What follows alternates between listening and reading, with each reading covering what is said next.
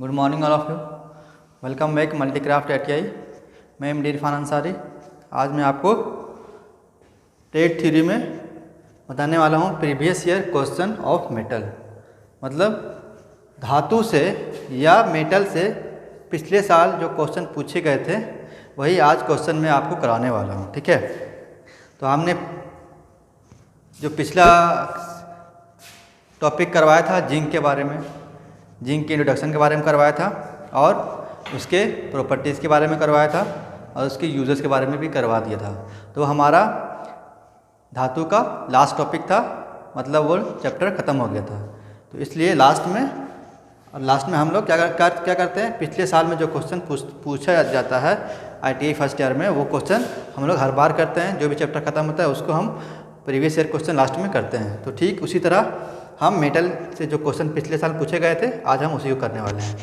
ठीक है, तो जैसा कि आप लोग को मालूम है कि धातु में हम लोग पढ़ लिया था कि धातु में क्या पढ़ा था, धातु क्या है, धातु कितने तरह के कितने प्रकार होते हैं। धातु दो प्रकार के होते हैं, एक फेरस मेटल, एक non ferrous metal. Ferrous metal में कौन कौन आता है? फेरस मेटल पहले फेरस मेटल है क्या? फेरस मेटल जिसमें धातु की मात्रा हो उसे क्या कहेंगे? उसे फेरस मेटल या लो आयरन कहेंगे या लोहे का धातु कहेंगे। ठीक है, और जैसे कि कास्ट आयरन हो गया, माइल्ड स्टील हो गया, पिग आयरन हो गया, रॉट आयरन हो गया, ये सब क्या है? सब फेरस मेटल है। मतलब इसमें क्या है, लोहे का अंश कुछ ना कुछ क्या होगा। इसमें लोहे का अंश या लोहे का भाग कुछ ना कुछ क्या है हो, उसे क्या बोलेंगे? एक मिनट, हाँ, तो उसे क्या बोलेंगे? उसे फेरस मेटल कहेंगे। अब अगर बोले कि नॉन फेरस मेटल किसे कहेंगे या अलो धातु किसे कहेंगे, तो हम जवाब दे सकते हैं कि नॉन फेरस मेटल या अलो धातु उसे कहेंगे कि देखिए नॉन लग गया, मतलब क्या है? नॉन मतलब नहीं, मतलब जिसमें फेरस धातु क्या हो, नहीं हो, उसे क्या बोलेंगे? Non ferrous metal. तो नॉन फेरस मेटल कौन कौन है? तो जिंक हो गया, एल्युमिनियम हो गया, कॉपर हो गया, जिंक हो गया, लेड हो गया, ये सब क्या है? सिल्वर हो गया, क्रोमियम हो गया, ये सब क्या है? हमारा नॉन फेरस मेटल। मतलब ये सिर्फ अपने ही मतलब क्रोमियम से मिलकर बना होता है। जिंक है तो जिंक से ही मिलकर सिर्फ बना होगा। ठीक है, उसमें फेरस मेटल नहीं होता, उसमें आयरन की मात्रा नहीं होता है, उसे हम लोग क्या कहते हैं? अलो धातु कहते हैं। ठीक है, तो हमने हर एक मेटल के बारे में इंट्रोडक्शन जाना कि कास्ट आयरन के बारे में, माइल्ड स्टील के बारे में, रॉट आयरन के बारे में, स्टील के बारे में, उसी तरह हम लोग नॉन फेरस मेटल के बारे में भी जाना।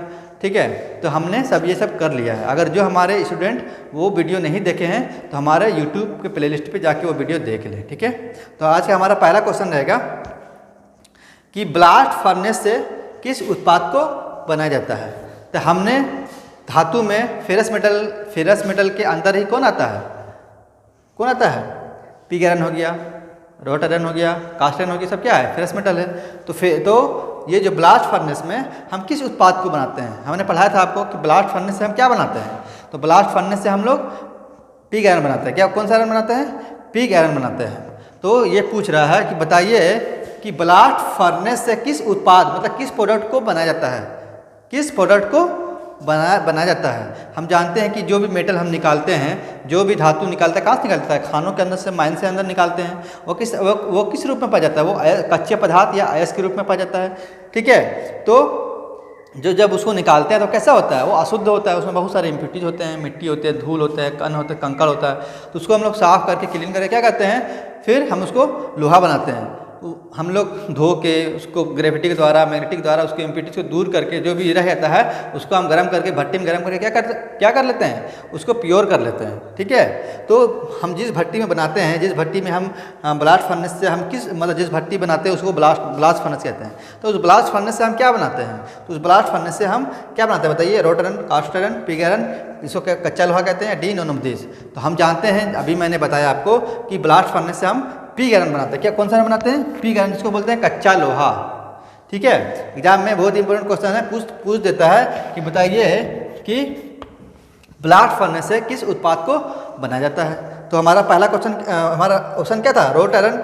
रॉट आयरन किससे बनाते हैं? रॉट आयरन को हम लोग बनाते हैं ये पुडिंग फर्नेस से। ठीक है, कास्ट आयरन किसमें बनाते हैं? इसको बनाते हैं कुपला में। पिग आयरन को बनाते हैं किसमें? ब्लास्ट फर्नेस से, ठीक है, क्लियर हो गया।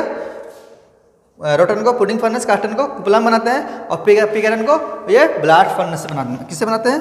ये ब्लास्ट फर्नेस से बनाते हैं, ठीक है, ये ब्लास्ट फर्नेस, ठीक है। ये क्या एक तरह का बर्तन होता है जिसके अंदर क्या होता है, हम लोग चार्ज डालते हैं, क्या चार्ज में डालते हैं हमारा जो ये क्या बोलता है, हमारा जो और रहता है उसके साथ हम लोग क्या बहुत सारे इम्प्योरिटीज़ मिलाते हैं। उस क्या इम्प्योरिटीज़ मतलब कुछ इम्प्योरिटीज़ मिलाते हैं अशुद्धियों को निकालने के लिए, ठीक है। उसमें कोला रहता है, लाइम रहता है हमारा, फिर उसमें और रहता है, तो सब मिला क्या बनाते हैं हम, पिगरन बनाते हैं, ठीक है। उम्मीद करता हूँ कि ये क्लियर हो गया। अब क्वेश्चन नंबर दूसरा क्या है, दूसरा है कि पायराइट्स और में कितना प्रतिशत तांबा मिलता है। ये तो मालूम चल गया कि पायराइट्स जो है ये किसका अयस्क है, पायराइट्स ये अयस्क, या इसे इंग्लिश में क्या कहते हैं, और कहते हैं, क्या कहते हैं, और कहते हैं। तो ये पायराइट्स या अयस्क में कितना प्रतिशत क्या होता है, तांबा होता है। तो मालूम चल गया कि तांबा का अयस्क कौन है, तांबा के अयस्क को हम लोग पायराइट्स और भी कहते हैं। हमने पढ़ाया था कि तांबे के अयस्क को क्या कहते हैं, हम पायराइट्स और कहते हैं, ठीक है। हाँ, तो हम बता रहे थे कि पायराइट्स जो है वो किसका अयस्क है, तांबा का अयस्क है। क्वेश्चन में मालूम चल गया कि पायराइट्स और मतलब जो हिंदी में कहते हैं अयस्क में कितना प्रतिशत तांबा होता है, मिलता है। देखिए जो पायराइट्स है वो क्या है, और उसको इंग्लिश में और बोलते हैं, हिंदी में अयस्क बोलते हैं। अयस्क क्या है, तो जो तांबा निकालते हैं खान के अंदर से, जो ज़मीन के अंदर से निकालते हैं, वो किस रूप में मिलता है, कच्चे पदार्थ के रूप में मिलता है, जिसे हम लोग क्या बोलते हैं, अयस्क बोलते हैं, क्लियर है। तो उसी अयस्क को क्या कहते हैं, पायराइट्स और कहते हैं। अगर हम कोई भी ज़मीन के अंदर से हमको और मिला है, अयस्क मिला है, अगर हम उसको पायराइट्स बोल दे तो इसका मतलब क्या मिला है, हमको तांबा मिला है। नाम हम इसलिए देते हैं कि नाम से हमें मालूम चलता है कि कौन सा हम अयस्क मिला है या कौन सा अयस्क को हम ढूंढ रहे हैं, ठीक है। तो हम नाम देते हैं किसी चीज़ को हम जानने के लिए, पहचानने में ईजी हो, आसानी हो, ठीक है। तो पायराइट्स अगर पूछेगा कि बताइए पायराइट्स और किसका अयस्क है, तो तांबा का अयस्क है, ठीक है। और ये क्या पूछ रहा है, प्रतिशत पूछ रहा है। क्या पूछ रहा है, प्रतिशत। जैसे कि कोई दूध होता है तो उसमें बोलता है ना कि इसमें पानी ज़्यादा लग रहा है, मतलब दूध में पानी प्रतिशत मात्रा क्या है, ज़्यादा है। मतलब कोई भी चीज़ बनता है तो उसमें क्या होता है, कोई भी चीज़ बनाते हैं तो उसमें बहुत सारी चीज़ मिला के बनाते हैं। जैसे कि चाय बनाते हैं तो उसमें क्या होता है, चीनी भी होता है, क्या होता है, पानी होता है। तो अगर उसमें बोलते प्रतिशत पूछने के लिए कितना प्रतिशत चीनी है, कितना प्रतिशत नमक है, कितना प्रतिशत वाटर है, तो उसमें जो जनरली रहता है उसमें पानी का प्रतिशत क्या ज़्यादा रहता है। ठीक उसी तरह जब हम तांबा निकालते हैं ज़मीन के अंदर से तो उसमें क्या होता है, बहुत से उसमें इम्प्योरिटीज भी होता है, मट्टी भी होता है, कंकड़ भी होता है और उसमें तांबा भी होता है। तो उसमें बोलता है कि जब हम ज़मीन के अंदर से जो अयस्क को निकालते हैं उसमें कितना प्रतिशत तांबा होता है। तो ऑप्शन है 32%, बी 48%, सी 50%, डी 15%।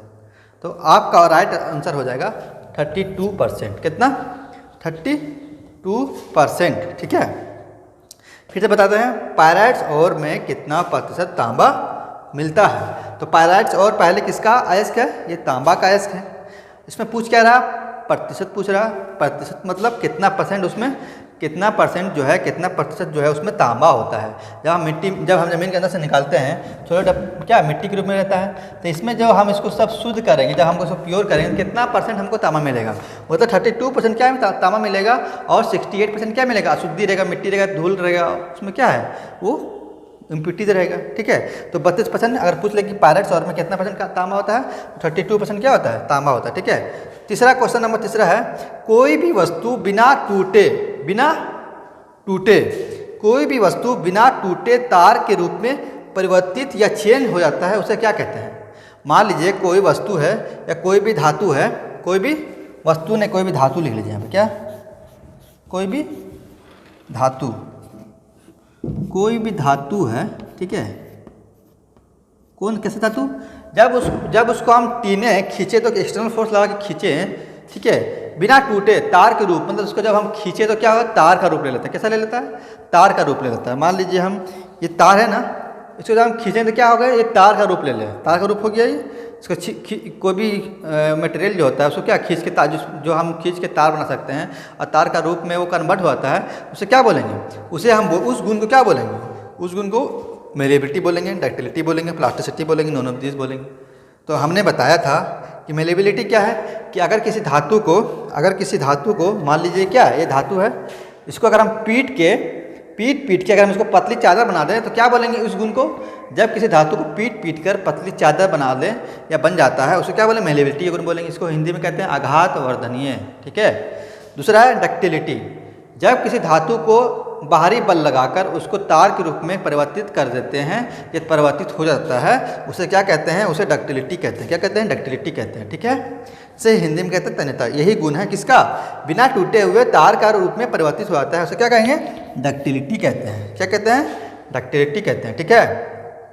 और तीसरा क्या है? प्लास्टिसिटी। प्लास्टिसिटी क्या है कि जब किसी मटेरियल को, ठीक है, हम क्या करते हैं? बाहरी बल लगा के कोई भी शेप कर दिए। मान लीजिए कि कोई भी वस्तु है उसको हम बाहरी बल लगा के चपटा कर दिए। अब क्या बाहरी बल लगा के चपटा कर दिए, फिर बाहरी बल हटा लिए, फिर बाहरी बल हटा लेने के बाद वो जैसा हम उसको, जिस अवस्था में हम उसको चपटा किए थे, दबाए थे, वही अवस्था में वो रह जाता है, वो पुनः अपनी अवस्था में नहीं आ पाता है। उस कंडीशन को क्या बोलते हैं? प्लास्टिसिटी कहते हैं। जैसे कि प्लास्टिक को जब हम क्या करते हैं? उसको गला के कोई भी आकार दे देते हैं, कोई भी चीज़ में हम रख देते हैं, तो क्या होता है? वो उसी आकार में ठंडा होने के बाद क्या है? वो उसी आकार में रह जाता है। ठीक है। मतलब फोर्स लगाने के बाद कोई भी हम शेप बना दिए, उसी शेप में क्या होता है? मतलब कोई भी फोर्स लगा के उस पर किसी शेप बना दिए और शेप, फिर कुछ देर बाद क्या करते हैं? हम फोर्स को हटा लेते हैं। फिर जब फोर्स को हटाने के बाद फिर वही मतलब जो शेप में हम दबाए थे, जिस शेप में किए थे, वही शेप वो में अगर वो मतलब क्या रह जाता है, फोर्स हटाने के बाद भी वो मतलब और पुनः अपने अवस्था में नहीं आ पाता, उससे उस कंडीशन क्या कहते हैं? प्लास्टिसिटी कहते हैं। ठीक है। तो हमको क्वेश्चन क्या पूछ रहा था? कोई भी धातु बिना टूटे तार के रूप में परिवर्तित या चेंज हो जाता है, उसे क्या कहते हैं? उसे डक्टिलिटी कहते हैं। क्या कहते हैं? डक्टिलिटी कहते हैं। ठीक है। उम्मीद करता हूँ कि ये क्वेश्चन आपको समझ में आया होगा। ठीक है।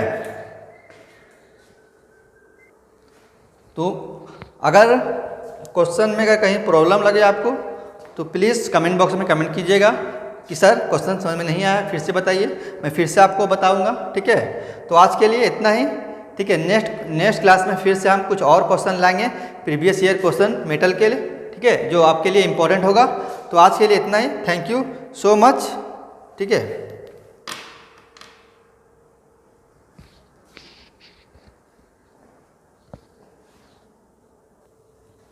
हाँ, तो स्टूडेंट 2 क्वेश्चन और ले लेते हैं। तो चौथा नंबर क्वेश्चन है कि बताइए कि धातु के उस गुण के नाम बताइए जो झटके या शॉक, झटका माने क्या होता है? जो झटके शॉक को सहन करता है। झटका मतलब कोई भी चीज़ अचानक हो जाना, कोई भी चीज़ क्या हो जाना? अचानक हो जाना, उसे क्या बोलेंगे? झटका। नहीं बोलता कि हमको हिला क्यों रहा है, झटका क्यों दे रहा है। तो कोई भी चीज़ को जब हम अचानक करते हैं तो मतलब किसी गड्ढे में गाड़ी क्या होता है, मतलब झटका खाता है, उसके पार्ट्स क्या होते हैं आपस में टकराते हैं, उसी कंडीशन क्या बोलते हैं? हम झटका बोलते हैं। मतलब हमको झटका लग रहा है, ज़्यादा झटका लग रहा है। तो जब धातु के उस गुण के नाम बताइए जो झटके को क्या कर सकता है? सहन कर सकता है, बर्दाश्त कर सकता है या उसका विरोध कर सकता है। तो उसे क्या उस गुण को क्या कहेंगे? टेनासिटी कहेंगे, हार्डनेस कहेंगे, टफनेस कहेंगे या नॉन ऑफ दिस कहेंगे। तो उस गुण को हम जनरली क्या कहते हैं? जो शॉक को या इम्पैक्ट को, झटके को बर्दाश्त करता है, उसे हम टफनेस कहते हैं। क्या कहते हैं? टफनेस, चिमड़ापन कहते हैं। ठीक है। इसको याद रखिएगा। ठीक है। क्वेश्चन नंबर 5 है कि जिंक के परत को आयरन पर लेप करते हैं तो उस प्रक्रिया का नाम क्या है?